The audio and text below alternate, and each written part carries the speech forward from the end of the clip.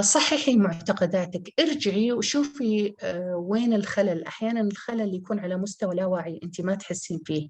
ابحثي بالقناعات والمشاعر والتوقعات اللي عن الزوج، عن الرجل، عن أنت إيش تستحقين. وضبطي وصلحي اللي تشعرين فيه أو الشيء اللي تعتقدينه، وراح تذهلك النتائج. يعني لا تركزون كثير على طيب علمينا إيش نسوي، طيب إيش أقول، طيب كيف أتصرف.